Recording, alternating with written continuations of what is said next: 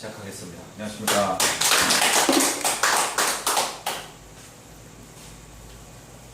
제가 30년 전에 육군 학사장으로 전역을 한 날이 오늘입니다. 야, 오늘이 특별한 날이네요. 참 군복 입은 제 그 중위 계급장을 한 모습을 보시면요, 지금하고 사뭇 다릅니다. 그때는 진짜 호리호리 해가지고 제가 그래도 이 몸 가지고 전방에 철책 소대장도 제가 했습니다. 자, 오늘은 저번 시간에는 일부러 그 핸드폰을 찾아보시라고 제가 8월 24일 날 일어나는 천문 현상에 대해서 제가 말씀을 드렸고요. 오늘은 2016년도 8월 달에 있었던 별점과 비교해서 제가 조금 설명을 드리도록 하겠습니다. 2016년 8월 달에 형혹 수심이 일어난다고. 이제 이거 알죠? 형혹이 무슨 뜻인지. 예. 형혹성은 화성이지 않습니까? 화성이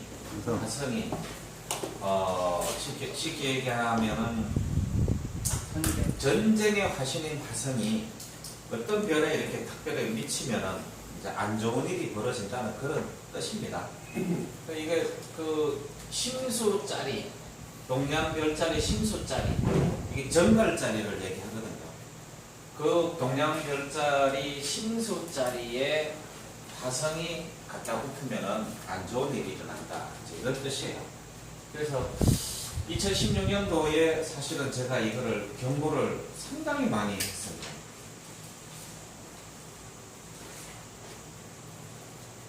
제가 경고를 많이 했는데 그 이유가 뭐냐면 이제 요 얘기입니다. 동방청룡이라고 그러죠. 각항저방 신미기 5번째가 신수죠. 이게 정갈자리의 심장에 해당하는 별이에요. 그래서 제가 이제 28수 북극성을 중심으로 해서 천구의 적도와 황도 사이를 이렇게 28수가 운행을 하는데 동방청룡 심수자리 이렇게 되어 있습니다. 이게 안타레스라고 이렇게 되어 있어요. 이 심수자리에 이 화성이 갔다가 딱 붙는 현상을 얘기를 합니다. 그래서 심수별자리는 이렇게 생겼어요. 이렇게 심수별자리, 심삼이라고 되어 있죠. 별자리가 큰 거는 이렇게 크게 표시가 되어 있어요. 이것이 중심별이라, 심수자리의 중심별이라는 얘기죠. 그래서 중간별을 명당, 태자, 서자, 요 세 개 별이 이렇게 신수자리에 있는데, 이거를 서방에서는 정갈자리, 심장이라 그래서 안타레스 별이라고 이렇게 얘기를 해요. 그래서 바로 그 생긴 모습이 정갈처럼 생겼죠. 여기 정갈 꼬리고, 거기에 심장별, 가장 밝은 별, 이거를 안타레스라고 하는 정갈자리의 심장별을 얘기합니다. 그게 동방 28수의 심수예요. 이 심수는 3개의 별로 이루어져 있으며 주천도수 중에 5도를 맡고 있다. 그래서 각항, 저방, 심, 적도에서 좀 떨어져 있죠. 우주의 적도에서 바깥에 나와 있습니다. 그런데 자미원, 태미원, 천시원 중에 천시원 아래쪽에 위치해 있다는 위치를 알 수가 있죠. 그래서 심은 대화라고도 부르며 천왕의 자리를 뜻한다. 이 뭐야? 큰 불, 심장짜리, 정갈의 심장짜리.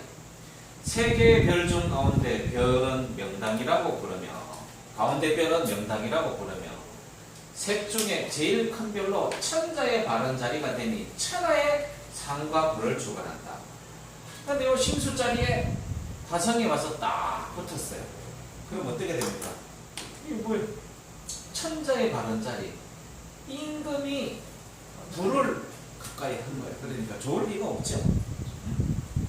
앞에 별은 태자가 되고, 밟지 못하면 태자가 천자의 자리를 개선하지 못하고, 뒤에 별은 서자가 되는데 밟으면 서자가 천자의 자리를 개선하게 됩니다.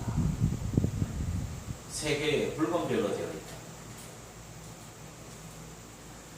심 위로 내측되는 것은 1월과 오송이 다리는 한가운데 길이 된다. 이 황도가 지나간다는 얘기입니다. 이 5층 위에 이렇게 심수 위로 이렇게 황도가 지나가죠. 이렇게 황도. 조금 있다가 여기 청구에 보시면 나옵니다. 황도는 태양이 다니는 길을 얘기합니다. 황도와 적도 사이에 28수가 위치해 있다고 제가 설명을 분명히 드렸죠. 가운데 별이 밝으면 교화가 잘 이루어져 도가 창성하게 되며 임금이 통치를 잘하니까. 심수위가 일직선으로 걷게 되면 지진이 일어나고 원래 이렇게 있어야 돼요. 근데 이게 일직선으로 서면 지진이 일어난다. 백성들이 고통을 받는다는 얘기죠. 또 이러기를 흑색으로 변하면 대인에게 근심이 생기고 이 색깔이 원래 붉은색인데 일직선으로 걷게 되면 임금이 세력을 잃게 되며 전부 주군하고 관련이 있어요. 움직이면 나라에 우환이 생기고 사이가 벌어지면 백성이 요란하게 된다. 이게 요 크기대로 있어야 돼. 이게 벌어지면은 백성들이 요란하게 된다. 그 다음에 이제 또 별점이 나와요. 심수해 보세요. 여기 정갈자리에 안타레스 별 이렇게 되어 있죠.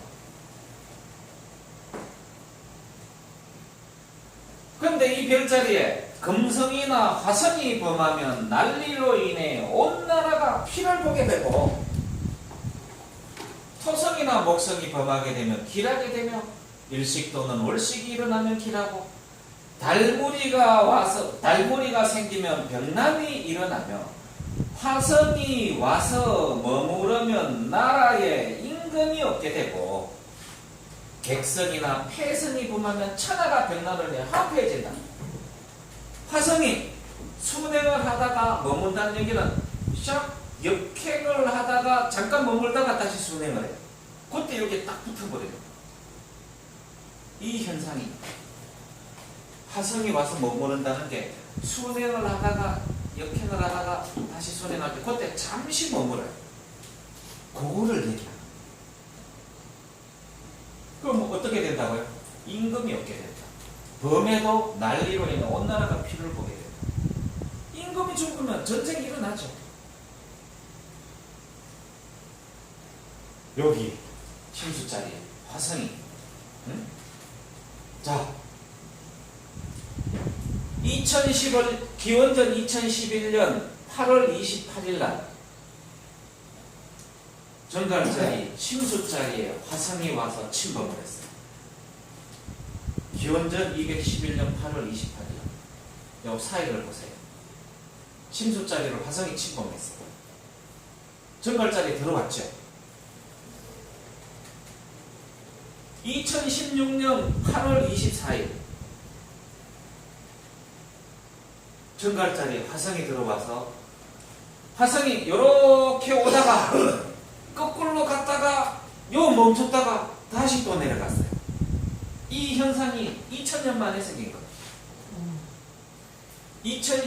기원전 211년 8월 28일 날 요게 일어나서 2016년 8월 24일 날 요게 일어났는데 요 사이 간격을 보세요. 이게 더 가까웠죠. 그래서 이걸 흉조라고 이걸 대흉조라고 그래서 천문하는 사람들이 2년 전부터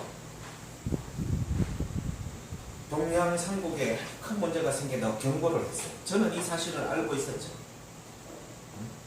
상해에 있던 일본 주요 기업들이 2년 전에 출소를 하고 난리가 났어요. 왜? 시진핑이 죽을 거라고. 시진핑이 죽을 거라고. 왜 그랬느냐? 기원전 211년 8월 28일 날 이 형옥수심 현상이 일어나면서 진시황이 궁궐을 버리고 도망갑니다. 왜? 이거를 피하려고. 근데 도망갔다가 그 다음에 7월 달에 자기가 타고 가던 마차에 깔려서 죽었어요. 그래서 진시황이 세대가 끝나버려요. 근데 이때 누군지를 몰랐다니까요. 이때 이미 박근혜 대통령이 그 일으켰던 최순실 씨가 벌써 일 다 일으키고 독일로 탈출했을 때일 겁니다. 나서 김정은이나 시진핑인 줄 알았어요. 저는 박 대통령이 날라갈 줄은 생각도 못했다고 그러죠. 자, 기원전 211년 진시황이 죽기 전 나타났다는 기이한 일 중 하나가 바로 형옥수십니다. 두 붉은 별이 가까이 만난 불길한 밤, 또 다른 기이한 일들이 일어나 황제의 마음을 불편하게 했다. 어느 날 운석이 떨어졌는데 운석에 진시황이 곧 죽을 것이며 대진 제국이 멸망한다는 글이 쓰여 있다는 것이다. 이 두 가지 불길한 것은 운석이 떨어졌고 형옥수심이 일어난 거예요. 그런데 뭐 이 운석은 누가 일부러 글씨를 써넣어서 뭐 조작했다는 설도 있습니다. 황제는 글을 새긴 사람이 누군지 찾았지만 나타나지 않자 운석이 떨어진 곳 주변 모든 사람을 죽였고, 얼마 뒤에 제사를 지내며 강물석에 던져 넣었던 둥그런 옥석이 나왔다. 정체를 알 수 없는 남자가 오래 조용히 죽는다며 돌을 건네기 사라졌다. 황제는 조용히 자신을 가리킨다고 생각했다. 여러 기이한 일들이 일어나자 진시황은 불안한 마음에 점을 쳤다.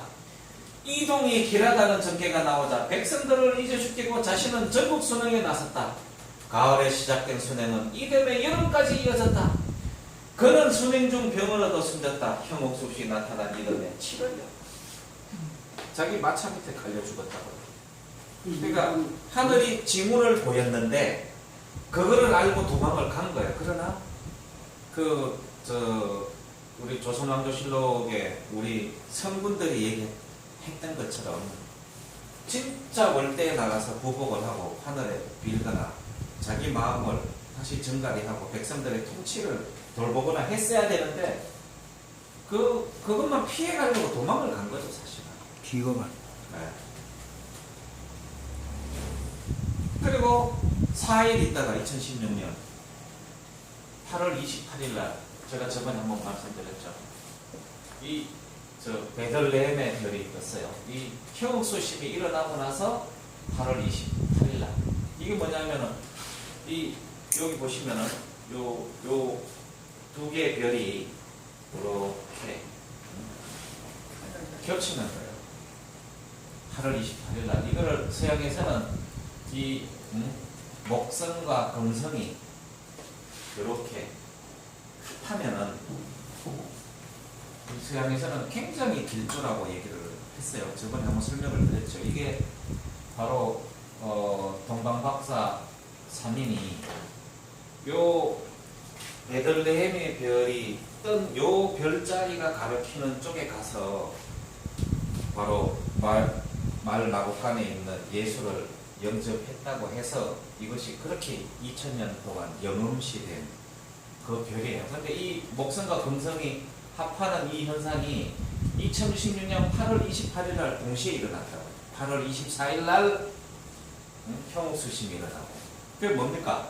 새로운 선지자가 2000년 만에 이게 분단되어 있는 땅에서 뭐 나타난다, 태어난다고 하는 그런 설들이 있었어요.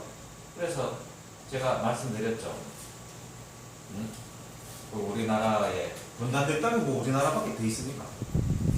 한반도에 제2의 예수가 선지자가 태어났다고 그래서 온갖 신흥 종교의 지도자들이 그 태어난 애를 지금 찾고 있다니까요.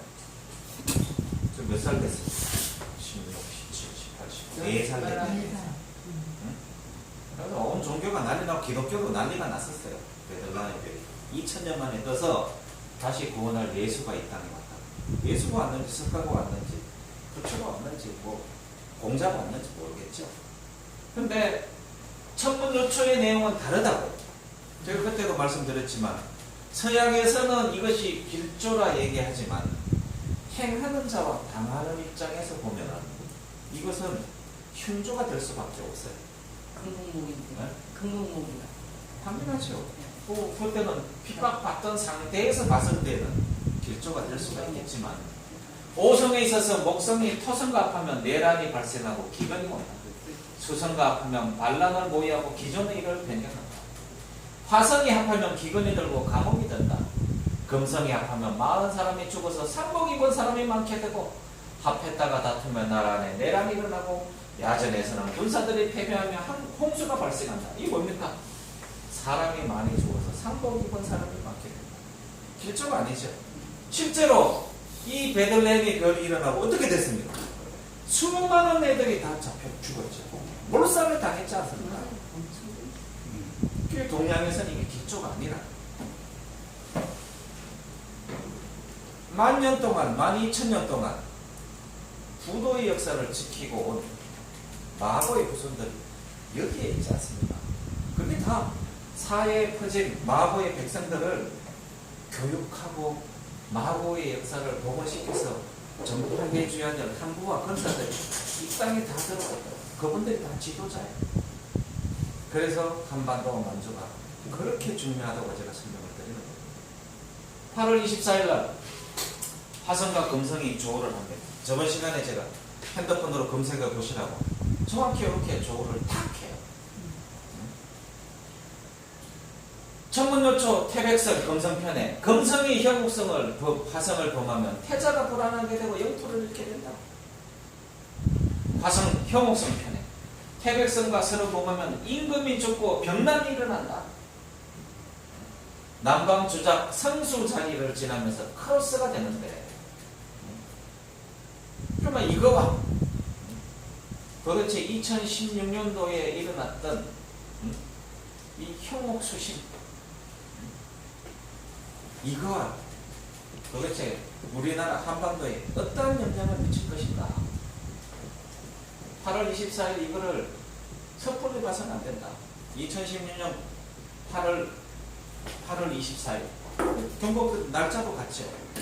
8월 24일 형옥수심을 저는 2년 전부터 경고를 했어요.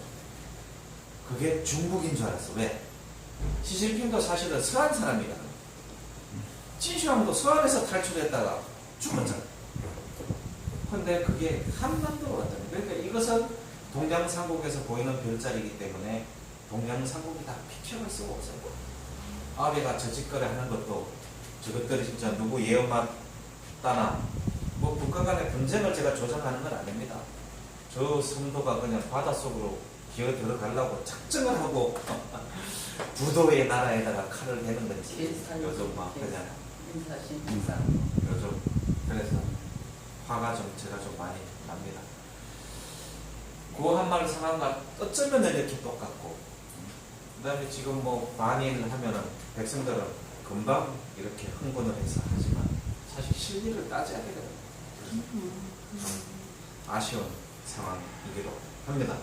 자, 형옥수신과 8월 24일 날 천문 현상에 대해서 제가 비교해서 설명을 드렸으니까 그러니까 사실은 이것은 징후입니다. 징후. 경고예요. 사전 경고예요. 제가 핸드폰에다가 오늘 카톡방에 제가 우리 카톡방에다가 자료를 하나 올렸죠. 읽어보셨습니까? 네.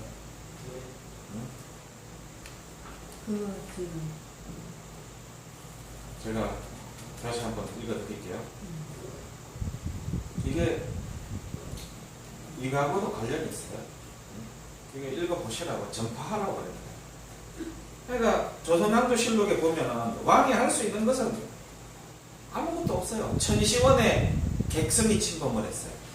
그 왕이 뭘 했느냐? 초경에 임금이 숭정전 월대에 나아가 관상각, 우리로 다 기상청입니다.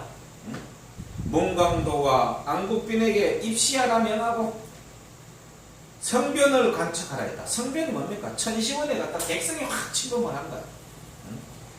문광도 등이 아래기를 오늘 객성이 천시성 밖으로 약간 옮겼습니다 하니 임금이 부복을 하고 말하기를 뭡니까? 숭정전 월대에서 무릎을 꿇고 그 하늘을 쳐다보고 나는 관측을 위한 것이 아니라 실은 저 하늘에 정성을 들여서 저 하늘이 굽어 살피도록 하려는 것이다.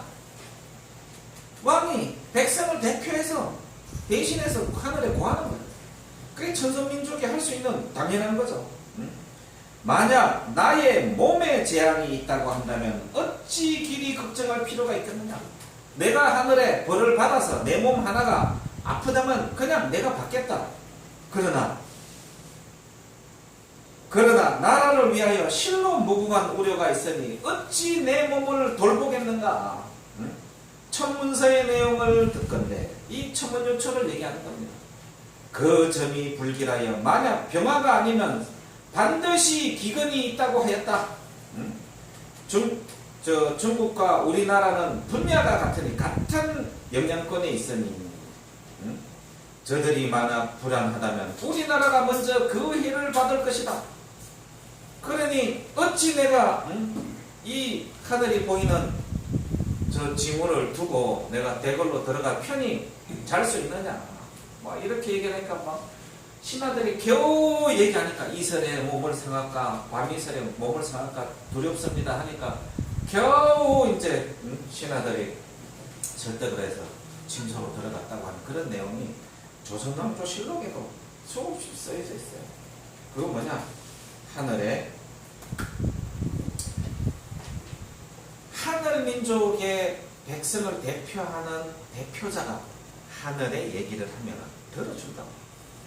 그게 우리 민족의 천선민족 사상에 진짜 아무도 이해하지 못하는 그런. 그래서 저렇게 하면은 저게 별자리가 갑자기 있다가 별이 세 척을 확 물러갔다든지 삼도를 물러갔다든지 이런 기록들이 있어요. 처음에는 제가 말씀드렸지만 그것이 임금을 자기가 모시는 임금을 좀 이렇게 신격화시키기 위해서 그냥 가짜로 이렇게 삽입한 그냥 헛된 천문현상 기록인 줄 알아요. 그게 아닙니다. 쉽게 얘기하면 진짜 말 그대로 북극성, 북두칠성을 보고 빌면은 왕이 빌면은 지극정성이 통해서 그게 감흥을 한다. 그게 우리 민족의 진짜 다른 민족과 다른 점인 것 같습니다. 자, 사전 강의 요거는 천문은 요걸로 마치고요.